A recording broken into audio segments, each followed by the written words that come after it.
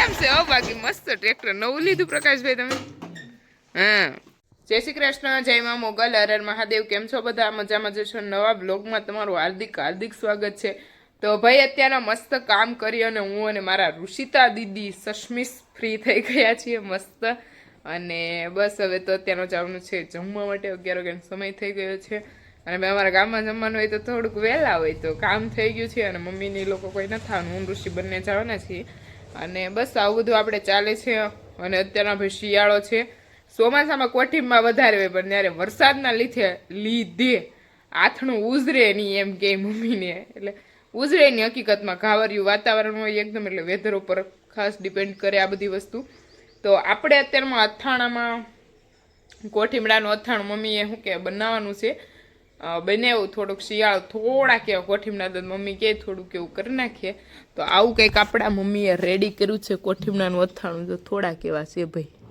બહુ ઝાઝું નથી તો કાંઈ નહીં આ બહુ મસ્ત લાગે ભાવે બધાને બહુ ભાવે તો આવી રીતના અથાણું આપણે કંઈક રેડી કર્યું છે અને કોને કોને કોઠીમાંનું અથાણું ભાવે આપણી ઘરે રોજ સવારમાં આ ગાય આવે છેલ્લા 6 થી 7 મહિનાથી એટલે ઋષિબેન અથવા તો અમે જે પણ હોઈએ એ આ ગાયને પેલા રોટલી અથવા તો કંઈ કાપી ના દે ને ત્યાં સુધી તો અહીંયા જ બે લેજ ઊભી રહી અને જો સવારમાં કોઈ ઘરે ન હોય અને ન પાણી હોય રોટલી તો બપોર પછી આ ગાય અમારી આવે ખરી તો આપણે જમીને તો ક્યારના આવી ગયા હતા પછી થોડુંક નાના મોટા કામ બાકી હતા મેં અને ઋષિતા દીદીએ કમ્પ્લીટ કર્યા પછી ઋષિ દીદી આજે થોડુંક અમે લેટ થઈ ગયું હતું કેમ કે આજે આપણે ઘી ગરમ કર્યું છે એટલા માટે એટલે કપડાં ધોવાનું બાકી હતા પછી ઋષિ કપડાં ધોઈને પાસીમાં આવ્યું નજર કે બધું કરી અને થોડીક વાર આરામ કર્યો અને આરામ કર્યા બાદ ઋષિબેનના જીવને શાંતિ નથી ને એટલે એણે નવું કામ અત્યારમાં ચાલુ કર્યું છે અને એક પ્રોડક્ટ બનાવવાની હતી એલોવેરા જેલ હું તમને આગળ બતાવું તો પછી આપણે થોડીક એલોવેરા જેલનો સ્ટોક ખાલી થઈ ગયો હતો એ મેં રેડી કર્યો એમાં ઋષિ થોડીક હેલ્પ કરાવી દીધી એટલે આવું બધું ચાલે છે અને ઋષિ દીદી તો ડેલો છે હું તમને બતાવું તો ऋषिबेन આવું કામ કેમ ચાલુ કર્યું ऋषिताजी ऐसा काम क्यों आपने चालू किया अभी ડેલાના ઠોકા ઉપર બહુ એટલે બહુ ધૂળ ચડી ગઈ હતી કેટલી ધૂળ આમ જો ઉપર જો કાંઈ નથી દેખાતી આમાં કોક આવે તો કોઈને એમ થાય આ લોકોએ વરસ દિવસ આ લોકો સુરત વયા ગયા છે રેવા એવું લાગે ખબર નહીં આમાં કલર બહુ દેખાય એટલે ધૂળ બહુ દેખાય છે હવે પોતે પોતે સાફ કરી છે તો અત્યારનો ઋષિ દીદી જો મસ્ત ડેલો કરી રહ્યા છે ચકચકાટી અને हाँ बिफोर आफ्टर देख सकते हो हम फ्री रहते हैं तो डेला ही साफ कर नाखते हैं नहीं ऋषि जी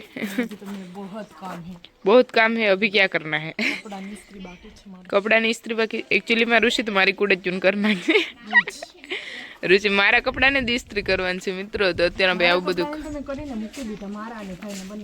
અમારા એકના જ બાકી છે નહીં ऋषि दीदी कर लेશે હિરલ તું બહુ ટેન્શન લે फाइनली हमारे आरुष भैया पढ़कर आ गए कैसा चल रहा है आरुष भैया अच्छा बहुत अच्छा चलो फ्रेश होकर आओ ત્યારે પ્રકાશભાઈનો કોલ આવ્યો હતો કે ભાઈ મસ્ત તરફાળ ગોતી અને પાથરીને તૈયાર રાખો અમે કંઈક લઈને આવીએ છીએ એ પણ ટ્રેક્ટર લઈને તો મારે અને ऋषिને ફળિયામાં ફિટ કરવાનો છે ભાઈ તરફાળ નહીં ऋषिता तो अभी हमें और ऋषि तरफाड़ पाथरने वाले हैं और हमें बावणी में सरप्राइज टिंगाड़ू नहीं हमारी अलग रीत से बनाने वाले हैं हम कुछ क्या बनाने वाले हैं वो तो हम आपको कल बताएंगे आपको हमारा व्लॉग रोज देखना पड़ेगा तो आप लोगों को पता चलेगा कि हम लोग क्या क्या बनाते हैं और नई नई स्ट्रिक से बनाते हैं नहीं ऋषि दीदी राइट तो भाई આવું બધું ચાલે છે ચાલો પેલા તરફાળ પાથરી લે પછી ખબર પડે 20 લે છે ટ્રેક્ટર અને એમાં જોયા એવું લાગે છે કે કપાસ હશે ઋષિ દીદીને જવા ક્યાં જાવ છો તમે આવજો તો આવી રીતના એક ટ્રેક્ટર આવી ગયું છે આપણું લખનભાઈ અને પ્રકાશભાઈ બંને લઈને આવી ગયા ટ્રેક્ટર અને આપણો કપાસ કંઈક આવી ગયો આવજો ઋષિ કહેતો આ ટ્રેક્ટર તો બદલાઈ જ જોઈએ એવું લાગે છે મિત્રો જો જોજો હવે સીધું આવવાનું છે આપણું ટ્રેક્ટર પપ્પા પણ આવી ગયા બધાય આવી ગયા એક હારે કલ્યાણ કે ઈ લો ની જો આવી ગયા છે પ્રકાશ જો નખરા ખૂટે ને મેં તો ઋષિ એક उसको मार देना एक ट्रेक्टर एम से हो बाकी मस्त ट्रेक्टर नવું લીધું પ્રકાશભાઈ તમે हाँ આવું એની વાત જ ના થાય, પ્રકાશભાઈ ની વાત જ ના થાય. અરે ભાઈ કપાસ આવી ગયો છે અને અત્યારે પ્રકાશભાઈ અને પપ્પા ને બધા ઠલવે છે. મેં કપાસ कसर ने वाले में से नहीं हूँ. हाँ सड़ता है, पता है ना कपास में, पता है तुझे? ના હતા ત્યારે બહુ પપ્પાએ કપા કેસરે એવો ને અત્યારે ઠલવા આવે છે. ત્યારે અમે કસરી દીધો તો તમે ઠલવી જો વડીલ.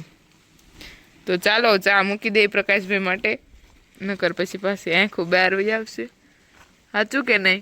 સાચું.